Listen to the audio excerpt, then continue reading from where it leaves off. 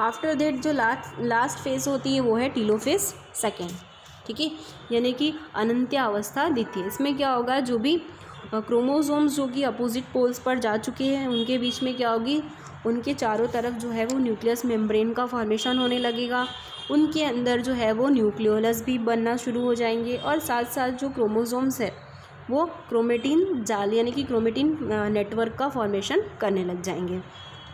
ठीक है, the two groups of chromosomes once again get enclose by a nuclear envelope. ठीक है, जैसे ही ऐसा होता है वैसे ही ये जो 2 क्रोमोसोम्स बचे हैं ये क्या होंगे, इनकी चारों तरफ जो है न्यूक्लियर मेम्ब्रेन बन जाएगी, अंदर न्यूक्लियोलस का फॉर्मेशन हो जाएगा, साथ ही साथ साइटोकाइनेसिस की प्रोसेस होगी और रिजल्ट में हमें क्या होगा, फॉर्मेशन ऑफ 4 सेल्स यानी कि टेट्राड सेल्स का फॉर्मेशन होगा और वो कैसी होंगी, हाइपोलाइड सेल्स होगी। यहाँ पर देखिए एनाफेज में सेकेंड में क्या हुआ था, स्पाइंडल फाइबर रिड्यूस हो चुकी थी और ये दोनों क्रोमोसोम्स अपने अपोजिट पोल्स पर चले गए थे। ठीक है, इसके बाद क्या होगा, इनके बीच में साइटोकाइनेसिस की प्रोसेस होगी। ठीक है, साइटोकाइनेसिस की प्रोसेस के कारण क्या होगा, इनके बीच में न्यूक्लियर मेम्ब्रेन डेवलप हो गई, इनका न्यूक्लियोलस डेवलप हो गया और हमें आफ्टर दैट क्या होगी, 4 डॉटर सेल्स का फॉर्मेशन हो जाएगा। और ये सभी डॉटर सेल्स कैसी होंगी, हाइपोलाइड सेल्स होगी, यानी कि नंबर ऑफ क्रोमोसोम्स का सेट कितना होगा, एक ही है इनके पास में।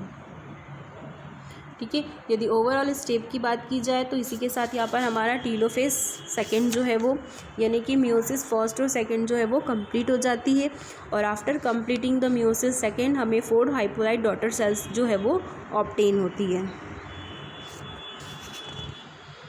2 डॉटर सेल्स हमें पहले मिल चुकी है और 2 डॉटर सेल्स अब हमें मिल रही है, यानी कि 4 टोटल हमें 4 डॉटर सेल्स ऑब्टेन होती हैं।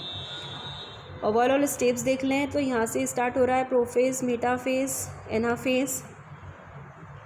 प्रोफेज में क्या हो रहा है, कंडेंस होकर के क्रोमोसोम्स का फॉर्मेशन होगा। मेटाफेज में सेंटर इक्वेटर पे आ जाएंगे और स्पाइंडल फॉर्मेशन होता है। एनाफेज में क्या होगा, इनके बीच में रिपल्शन स्टार्ट होगा और ये जो स्पाइंडल फाइबर है रिड्यूस हो जाएंगी और आफ्टर दैट हमें 2 डॉटर सेल्स मिलेंगी जो कि डाइपोलाइड डॉटर सेल्स हैं और यही cells further again meiosis second में पार्टिसिपेट करने वाली हैं।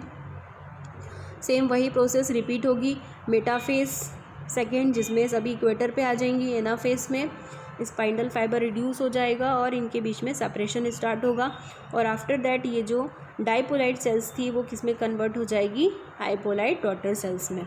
तो क्लियर है मियोसिस फर्स्ट और मियोसिस सेकेंड यानी कि मियोसिस सेल डिवीज़न आप लोगों को अच्छी तरीके से समझ में आ गया होगा।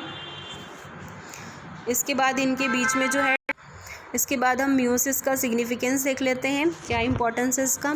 It conserve the chromosome number of each species, हर एक स्पीसीज़ में ये क्रोमोसोम्स के नंबर को कंजर्व करके रखता है, स्टोर करके रखता है।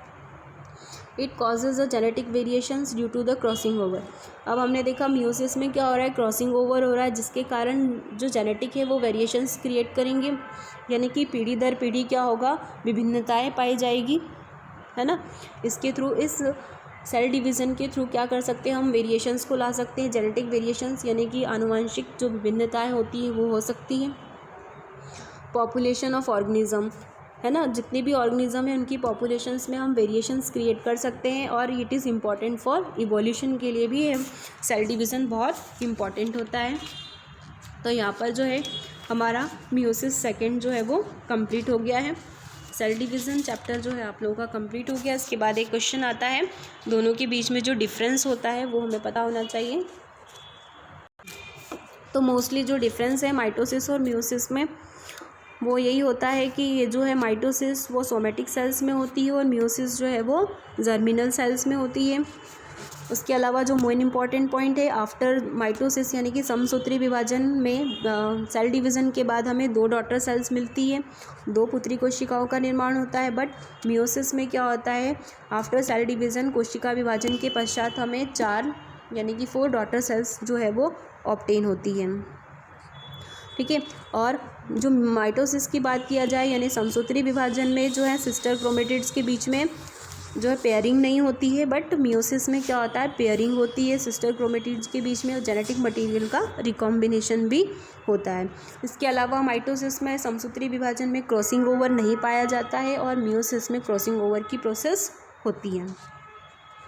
ठीक है। तो ये कुछ डिफरेंस है माइटोसिस और मियोसिस में जो कि क्वेश्चन आता है, तो वो आप लोगों को लर्न करना है। इसके साथ ही हमारा ये जो चैप्टर है, chapter number 10 cell division and cell cycle, ये कंप्लीट होता है।